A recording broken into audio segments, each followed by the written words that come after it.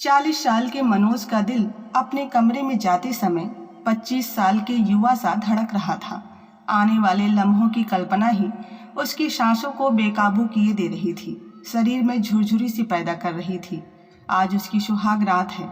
इस रात को उसने सपनों में इतनी बार जिया है कि इसके हकीकत में बदलने को लेकर उसे विश्वास ही नहीं हो रहा। बेशक वो निशा को पैसे देकर ब्याह कर लाया है तो क्या हुआ, है तो उसकी पत्नी ही। और फिर दुनिया में ऐसी कौन सी शादी होती होगी जिसमें पैसे नहीं लगते, किसी में कम तो किसी में थोड़े ज़्यादा। 10 साल पहले जब छोटी बहन वंदना की शादी हुई थी तब पिताजी ने उसके ससुराल वालों को दहेज में क्या कुछ नहीं दिया था। नगदी, गहने, गाड़ी सभी कुछ तो था। तो क्या इसे किसी ने वंदना के लिए दूल्हा खरीदना कहा था? नहीं ना। फिर वो क्यों निशा को लेकर इतना सोच रहा था? कहने दो जिसे जो कहना है। मुझे तो आज रात सिर्फ अपने सपनों को हकीकत में बदलते देखना है। दुनिया का वह वर्जित फल खाना है जिसे खाकर इंसान बौरा जाता है। मन में फूटते लड्डुओं का स्वाद लेते हुए मनोज ने सुहाग रात के लिए सजाए हुए अपने कमरे में प्रवेश किया। अब तक उसने जो फिल्मों और टीवी सीरियल्स में देखा था उसके ठीक विपरीत निशा बड़े आराम से सुहाग सेज पर बैठी थी। उसके शरीर पर शादी के जोड़े की जगह नाइटी देखकर मनोज को अटपटा सा लगा, क्योंकि उसका तो ये सोच सोच कर ही गला सूखा जा रहा था कि वो घूंघट उठाकर निशा से बातों की शुरुआत कैसे करेगा। मगर यहाँ का माहौल देखकर तो लग रहा है जैसे कि निशा तो उससे भी ज़्यादा उतावली हो रही है। मनोज सकचाया सा बेड के एक कोने में बैठ गया।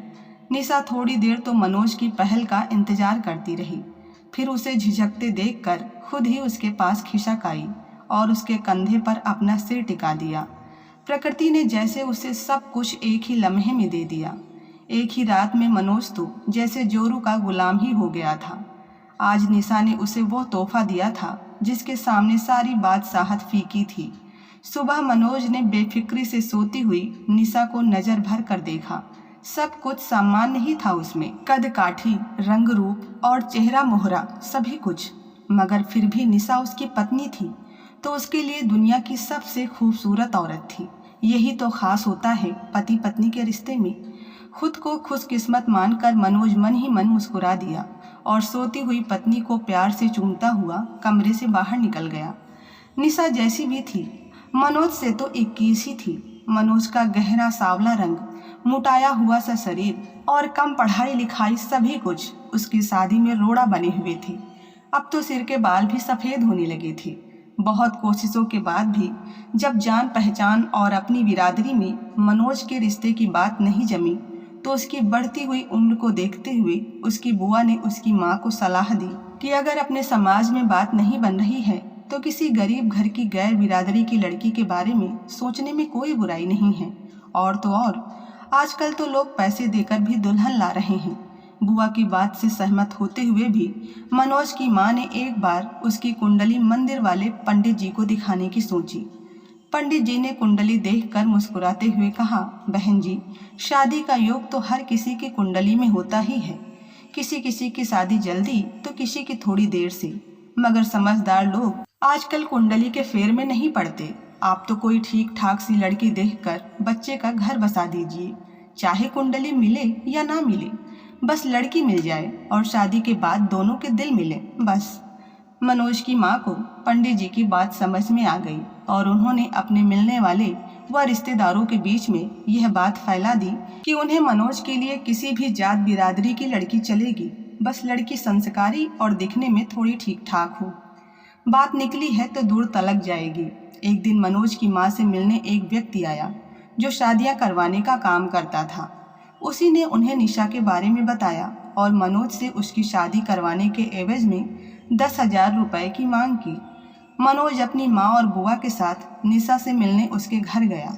बेहद गरीब घर की लड़की निशा अपने 5 भाई बहनों में तीसरे नंबर पर थी। उससे छोटा एक भाई और भाई से छोटी एक बहन रीना। निशा की 2 बड़ी बहनें भी उसकी ही तरह खरीदी गई थी। 24 साल की युवा निशा उम्र में अनिल से लगभग 12-13 साल छोटी थी। एक कमरे के छोटी सी घर में इतने प्राणी कैसे रहते होंगे, यह सोचकर ही मनोज हैरान हो रहा था।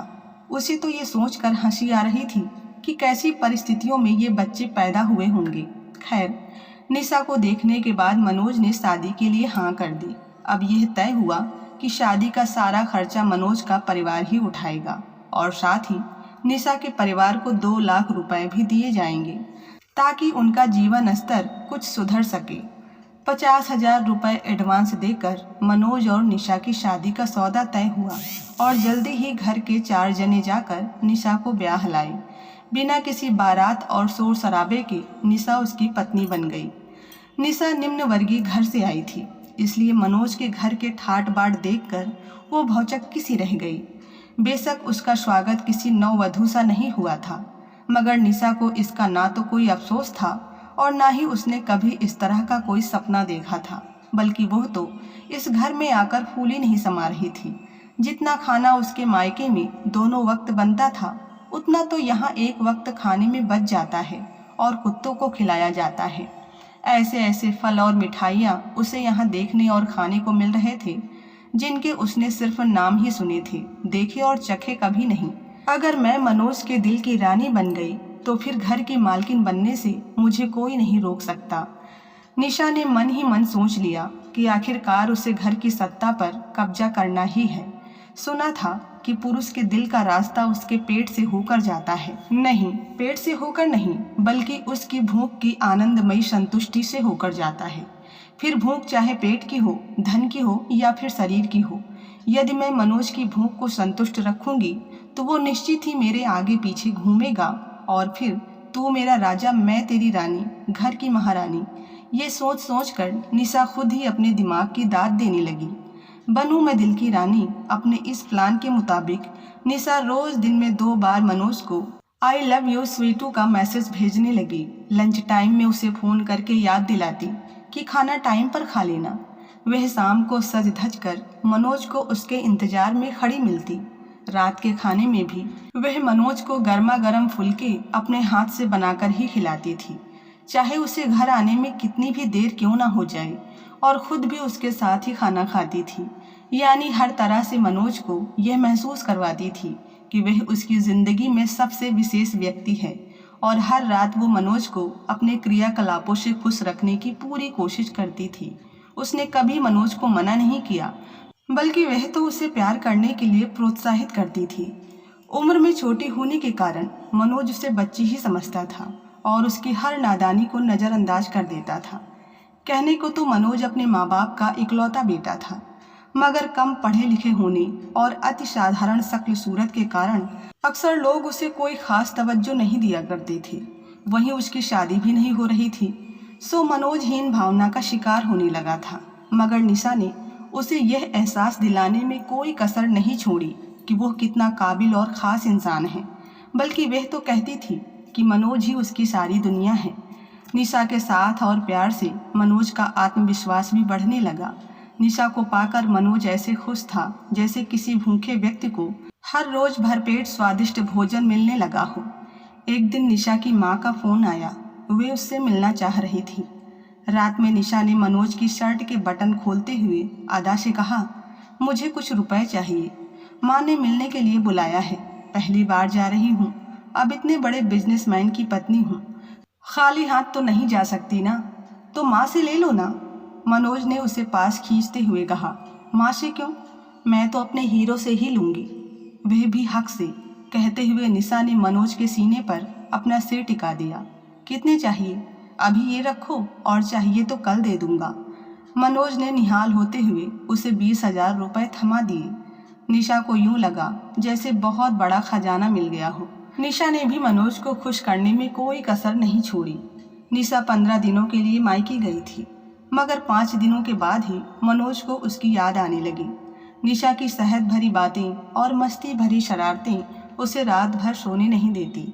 उसने अगले ही दिन निशा का तत्काल का टिकट बनवा कर आने के लिए कह दिया। निशा भी जैसे आने के लिए तैयार ही बैठी थी। उसके वापस आने के बाद निशा की दीवानगी उसके लिए और भी बढ़ गई।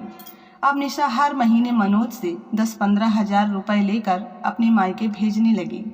निशा ने मनोज से उसका ATM कार्ड नंबर और पिन आदि ले लिया, जिसकी मदद से वो अपनी बहनों और भाई के लिए कपड़े, घरेलू सामान आदि भी ऑनलाइन ऑर्डर करके भेज देती।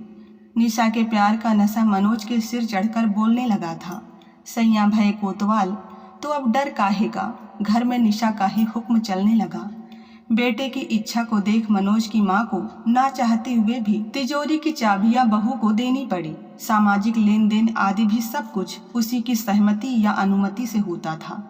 मनोज की माँ उसे कुछ कह नहीं पाती थी, क्योंकि निशा ने उन्हें भी यह एहसास करवा दिया था कि उसने मनोज से शादी करके मनोज सहित उनके पूरे परिवार पर एहसान किया है। सुनिए ना, मेरी बड़ी इच्छा है कि मेरा नाम हर जगह आपके नाम के साथ जुड़ा हो। एक दिन निशा ने मनोज से बड़े ही अपनेपन से कहा, अरे इसमें इच्छा की क्या बात है, वह तो जुड़ा ही है। देखो तुम मेरी अर्धांगिनी हो, यानी मेरा आधा हिस्सा। इस नाते मेरी हर चल अचल संपत्ति पर तुम्हारा आधा हक हुआ ना। मनोज ने प्यार से निशा को समझाया।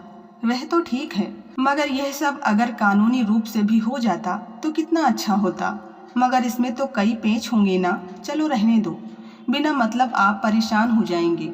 निशा ने बालों की लट को उंगलियों में लपेटते हुए कहा, मेरी जान, मेरे तन मन और धन सबकी मालकिन तुम हो। मनोज ने उसे बाहों में भरते हुए कहा और फिर एक दिन वकील और सीए को बुलाकर अपने घर, दुकान, बैंक, अकाउंट व अन्य चल अचल प्रॉपर्टी में निशा को कानूनन अपना उत्तराधिकारी बना दिया। कुछ दिन बाद घर में एक बच्चे की किलकारियां गूंजने लगी। इधर एक बच्चे की मां बनकर निशा ने मनोज के खानदान को वारिस देकर सदा के लिए उसे अपना कर्जदार बना लिया। वहीं मां बनने के बाद निशा के रूप और यौवन में आए निखार ने मनोज की रातों की नींद उड़ा दी। मनोज को अब अपनी ढलती उम्र का एहसास होने लगा था। वह यह महसूस करने लगा था कि अब उसमें पहले वाली ऊर्जा नहीं रही और वह निशा की ज़रूरतें पहले की तरह पूरी नहीं कर पाता। अपनी इस गिल्ट को दूर करने के लिए वह निशा की हर भौतिक ज़रूरत पूरी करने की कोशिश में लगा रहता। मनोज आंखें बंद करके निशा की हर बात मानने लगा था। निशा बेशक मनोज की प्रॉपर्टी की मालकिन बन गई थी, मगर उसने भी अपने दिल का मालिक सिर्फ और सिर्फ मनोज को ही बनाया था। वो यह बात कभी नहीं भूल सकी थी कि जब उसके आस पड़ोस के लोग उसे खरीदी हुई दुल्हन कहकर हिकारत से देखते थे, तब यही मनोज कैसे उसकी ढाल बनकर सामने खड़ा हो जाता था और उसे दुनिया की चुभती हुई निगाहों से बचाकर अपने दिल में छिपा लेता था। उसकी सास ने उसे कभी अपने खानदान की बहू जैसा सम्मान नहीं दिया था, मगर फिर भी अपनी स्थिति से आज वो खुश थी। उसने बहुत ही योजना अनुसार अपने परिवार को गरीबी के दलदल से बाहर निकाल दिया था। निशा ने मोमबत्ती की तरह खुद को जलाकर अपने परिवार को रोशन कर दिया था। निशा ने दुकान के काम में मदद करने के लिए अपने भाई को अपने पास बुला लिया।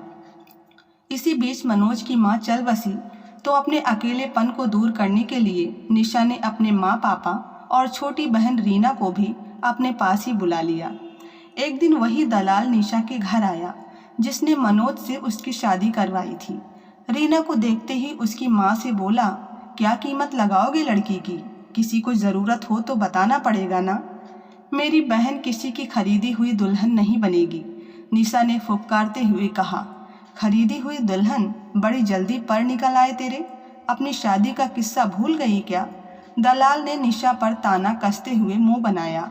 मेरी बात और थी, मैं तो बिना सहारे की बेल थी जिसे किसी न किसी पेड़ से लिपटना ही था, मगर रीना के साथ ऐसा नहीं है। देर आए दुरुस्त आए। कुदरत ने उसे मनोज के रूप में सिर पर छत दे दी है और पाँव के नीचे जमीन भी। अभी मैं जिंदा हूँ और अपनी बहन की शादी कैसे करनी है यह हम खुद तय कर लेंगे। आप जा सकते हैं, लेकिन हाँ, मनोज को मेरी ज़िंदगी में लाने के लिए मैं सदा आपकी कर्जदार रहूँगी। धन्यवाद। निशा ने दलाल से हाथ जोड़ते हुए आभार जताया। वहीं पीछे खड़ा मनोज मुस्कुरा रहा था। आज उसके दिल में निशा के लिए प्यार के साथ साथ इज्जत भी बढ़ गई थी। रीना और उसकी माँ दोनों निशा के गले से लिपट गए।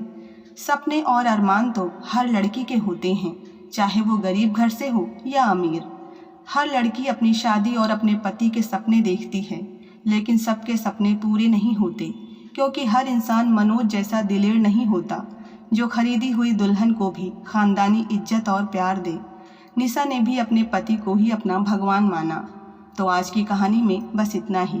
दोस्तों, आपको ये कहानी कैसी लगी कृपया कमेंट में ज़रूर बताएं और कहानी पसंद आई हो तो वीडियो को लाइक, शेयर और सब्सक्राइब करना ना भूलें। मिलते हैं ऐसी ही एक और नई कहानी के साथ, तब तक के लिए धन्यवाद।